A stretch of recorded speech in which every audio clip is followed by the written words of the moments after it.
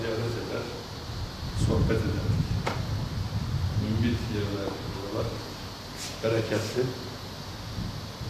Birçok bekarın hayatı böyle tarihi mekanların, kubbelerin altında geçmiştir. Şehadetinin 30. yılında rahmetli Selami Yurdan'ı özlemle, minnetle ve rahmetle yad ediyoruz. Selami Yurdan kardeşimiz 26 yaşında şehadet şerbetini içerek makamların en yücesi olan şehadet mertebesine ulaştı. Zaten genç ömründe şehit olmayı hep arzu ediyordu. Hangi Müslüman arzu etmez ki? Peygamberlikten sonra en yüce makam olan şehadet makamı, inançlı milletimizin en büyük arzusu ve ulaşılabilecek makamların, iftihar edilecek makamların da en yükseğidir. Mektebinde şehadet olan bir millet için esaret yoktur. Allah yolunda ölenlere ölüler demeyiniz. Onlar diridirler. Ancak siz bunu fark edemezsiniz. Rableri katında rızıklandırılırlar. Rableri katında rızıklandırılanlara selam olsun. Şehitlere selam olsun. Şehitlerin yolunu sürdürenlere selam olsun. Şehadet kutlu bir muştudur. Bu şerbeti içenlere, Hazreti Resul'e komşu olanlara, yoldaş olanlara, arkadaş olanlara selam olsun. Güzel insanlar güzel atlara binip gittiler. Selami Yurdan kardeşimiz de 92 yılının ilk aylarında Sırp Çetnikleri, batılı güçlerin gözetiminde, himayesinde Bosnalı Müslümanlara karşı hayasızca saldırmaya ve bir katliam yapmaya başlamışlardı. Hatta soykırım işlediler. 250 bine yakın Müslüman kardeşimiz şehit oldu. Her gün Bosna'dan acı haberler geliyordu. Gelen bu haberler milletimiz başta olmak üzere İslam dünyasını ayağa kaldırıyordu. Çünkü bir Müslüman için, bir Müslüman kardeşine bir zarar dokunduğunda Peygamber Efendimiz Müslümanlar bir vücudun organları gibidir. Bir tanesine bir şey olduğunda diğerleri de sızısını duyarlar diyor. Bilinçli, şuurlu her Müslüman bu hadis-i şerife inanır. Bizim kardeşlik hukukumuz sınırlar ötesidir. Evrensel bir kardeşliktir. İman kardeşliğidir. Dolayısıyla müminler kardeş olduğu için kardeşlik hukukunun gereği olarak orada ey Müslümanlar yardım eden yok mu feryatlarına ülkemiz başta olmak üzere İslam dünyasının her bir yerinden bu feryatlara kulak kesilmiş, biz varız diye cevaplar oluşuyordu. Meydanlar hareketleniyordu. Meydanlarda gösteriler, mitingler yapılıyordu. Müslümanların hemen hemen gündemini Bosna'daki savaş teşkil ediyordu. Türkiye'de bu konuda en önde gelen ülkelerden biriydi. Bosna ile ilgili çeşitli gösteriler yapılıyordu. Biz de bu gösterilerin içerisinde Müslüman kardeşlerimize yapılan zulmü kınamak için, tepki göstermek için meydanlardaki yerimizi alıyorduk.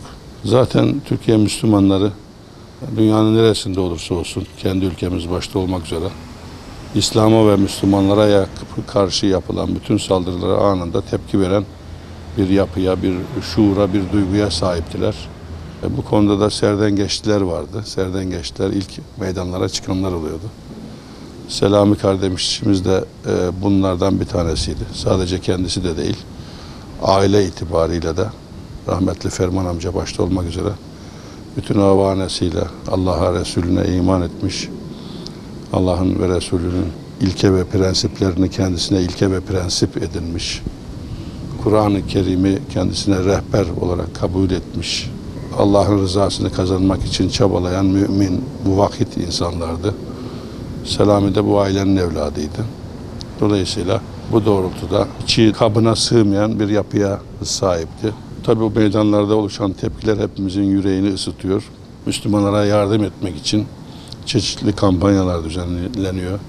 Gerek iktisadi yönden, gerek işte gazeteler, dergiler o günkü imkanlarımızla yazıp çiziyor. Meydanlarda gösteriler yapılıyor. İşte yardım kampanyaları düzenleniyor. Kimisi de elin yeterse elinle, elin yetmezse dilinle, dilin yetmezse kalbinle buğz et mucibince herkes kendince bir tepki vermeye çalışıyordu. Selami kardeşimiz bizzat eliyle müdahale etmek, oradaki Müslümanların yardımına koşmak için bir takım arkadaşlarıyla birlikte Bosna Hersek cephesine gitti. Ülkemizden gidip Bosna'da şehit olan ilk kardeşimiz oldu. Selami'nin şehadeti bir çığır açtı. Hem Bosna'ya ülkemizdeki ilginin daha da zirveye çıkmasına vesile oldu. İslam dünyasında büyük bir duygunun oluşmasına neden oldu. Ülkemizde on binlerce kardeşimiz Beyazıt Meydanı'nda Selami Yurdan kardeşimizin gıyabi cenaze namazını kıldı. Sadece İstanbul'da değil, Türkiye'nin birçok yerinde namazlar kılındı, dualar edildi. Bosna'ya doğru ülkemizden ardı sıra kardeşlerimiz sefere çıkmaya başladı. Şehit bir kayıp değil, bir kazançtır. Şehit tarihin kalbidir. Şehidin kanı yere dökülür, ancak döküldüğü yerden nice fidanlar yeşerir ve biter. Bu tarihi hakikatler aynen tecelli ediyordu o günlerde de. Bir ölürüz, bin diriliriz misali adeta Bosna mücadelesine binlerce Selami'nin katılmasına katkı sunuyor, vesile oluyordu. Selami kardeşimiz yiğit bir Müslümandı. İçi dışına sığmıyordu adeta. Çok heyecanlıydı. Arkadaş canlısıydı. Kendi meselelerinden çok Müslümanların meselelerini, dünyadaki bütün Müslümanların meselelerini, ülkemizdeki meselelerini konuşuyordu. Onlara çözüm arayışları içerisindeydi. Her Müslüman kadın ve erkek bedel ödemeye hazır olmalıdır cümlesini sık sık tekrar ederdi. İnanma iddiasında bulunmanın çok ciddi bir iddia olduğunu, her iddia sahibinin iddiasını ispatla mükellef olduğunu düşünürdü. Siz sınanmadan cennete gireceğinizi mi zannediyorsunuz prensibine, ilkesine yürekten inanıyor ve bağlıydı. Her inanan topluluğun tarih boyunca çeşitli sınavlardan geçirdiğini biliyordu. Okumalar yapıyordu. Dertli bir mümindi. Kitaplar okuyordu. Okunulan kitapları tahkik ediyordu. Arkadaşlarıyla tartışıyordu. İslam hiç gündeminden düşmüyordu. İslam'ın bir hayat nizamı olduğunun bilincinde ve şuurundaydı. Davasının heyecanını içinde taşıyordu. Davası için her an feda olmaya hazır bir kardeşimizdi. Etrafına enerji yayıyordu, ışık saçıyordu.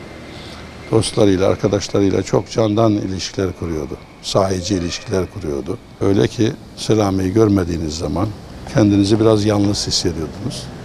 Selami'yi gördüğünüz zaman da yüzünüz gülüyor. Yüzünüzde bir tebessüm beliriyor. Bir dostu, bir arkadaşı, bir kardeşi görmenin hazzını yaşıyordunuz.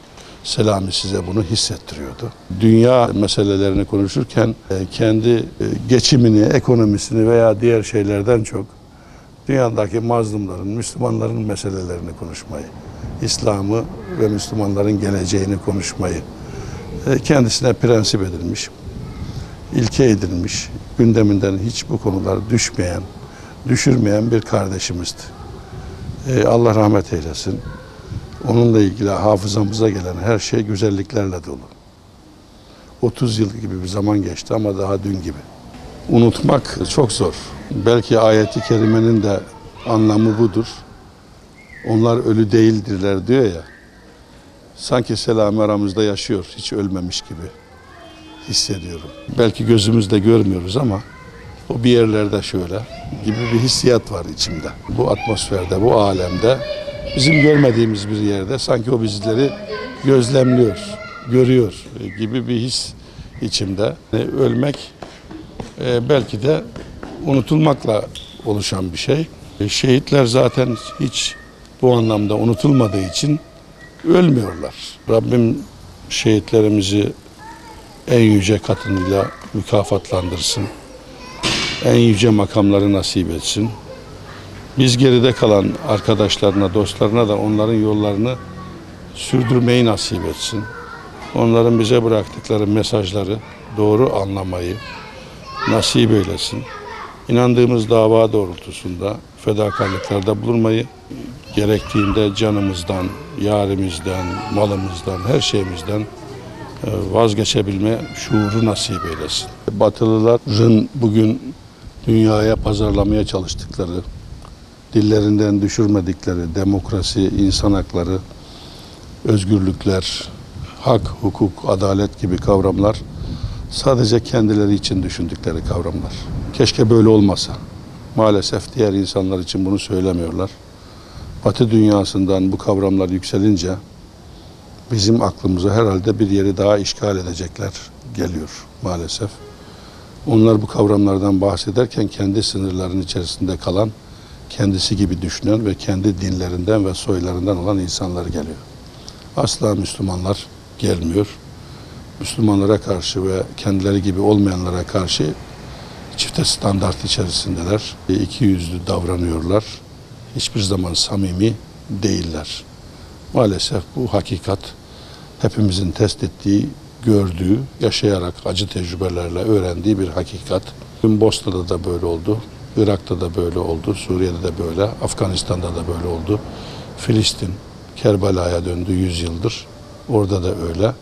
Hatta mazlum milletlerde, Asya'da da, Müslüman olmayan milletlerle de aynı şekilde davranıyorlar. Emperyal politikalarıyla devam ediyorlar. Onların insan deyince aklına kendi ırklarından ve Hristiyan olanlardan geliyor. Hatta Hristiyan Yahudi karışımından müteşekkil inançlar geliyor. Onun dışındakilere karşı samimi değiller, ikiyüzlü davranıyorlar. Bosna'da da aynısını çok acı bir şekilde maalesef yaşadık. 3 yıla yakın bir zaman içerisinde 250 binden fazla Müslüman Batılıların gözünün önünde, hatta destek ve himayeleri altında, işte Srebrenica'da mesela işte Birleşmiş Milletler askerlerinin yol verdiği Sırp Çetnikler bir günde binlerce Müslümanı katletti ve toplu halde mezarlara gömdü. Şimdi hala bunun hesabını vermediler. Bir öz eleştirisini yapmadılar. Bununla mesul olanları mahkeme önüne çıkarmadılar. Kendilerini yargılamadılar. Kendilerini insanlıktan, insani değerlerden özür dilemediler. Yüzleşmiyorlar kendileriyle. Ukrayna'da da aynısını görüyoruz. Biz Müslümanlar hiçbir insanın bir başka insana zulmetmesini doğru bulmuyoruz. Dinine, diline, ırkına da bakmıyoruz. Mazlum kim olursa olsun, mazluma kimliğini sormayız. Zulmeden bizden de olsa zalime karşıyız. Bizim inancımızda, kitabımızda, değerlerimizde bize böyle öğretti. Ama Batılılar maalesef böyle değiller. Dünyaya insan hakları, demokrasi hikayeleri, masalları anlatıyorlar. Ama asla davranışlarında bunu ortaya koymuyorlar. Aynesi iştir kişinin, lafa bakılmaz demişler. İşlerine baktığımızda inandırıcı olmadıklarını yüzlerce tecrübeyle hem müşahede ettik, gördük. Dolayısıyla inanmamız da mümkün değil. İnanmamız için beyaz bir sayfa açmaları, herkese eşit olmaları ve adaleti tesis etmeleri gerekir. Örneğin bir fırsat Filistin'de bugün. Filistin coğrafyasında Siyonist İsrail her gün kan döküyor ve Filistinlerin topraklarını işgal ediyor. Eğer Batı dürüst olmuş olsa İsrail'in yanında değil, Filistinlerin yanında yer alır. Ama Filistinlerin yanında yer almıyor. Hatta yer almadığı gibi çok hayasız bir şekilde İsrail güvenliğini sağlıyor. Güvenlik önlemleri alıyor diye de ahlaksızca açıklamalar yapıyor. Halbuki orada Filistinlerin topraklarını işgal eden Siyonist İsrail. Dışarıdan getirdiği, hiç Filistin topraklarıyla, orayla bir bağı olmayan bir insanı sırf Yahudi diye başka coğrafyalardan alıp getirip işgal ettiği bir Filistinlinin evine, arazisine çökerek yerleştirilebiliyor. Bu Batı'nın insan hakları, demokrasi, özgürlükler, hak, hukuk, adalet kavramlarına hiçbir şekilde ters gelmiyor. Dolayısıyla nasıl inanacağız ki bunların samimiyetine? Dolayısıyla Bosna'da da aynısı oldu. Tırnağın varsa başını kaşı misali. Müslümanlar kendi işlerini kendileri görmek zorunda kaldılar. Başta Bosnalı Müslümanlar olmak üzere, ilk önce ülkemiz başta olmak üzere dünyanın birçok yerinden Müslüman kardeşlerimiz Müslümanların yardımına koşarak onların içinde bulunduğu bu girdaptan, bu iklimden kurtarmaya çalıştılar. Ve en sonunda da Sırpları geri adım attırarak bu Batılılar ne zaman ki kendi yandaşları mağlup olmaya karşı karşıya geldiğinde anında o zaman müdahale ederler ve barış tavsiyesinde bulunurlar. İşte o zaman arabuluculuk yaparlar.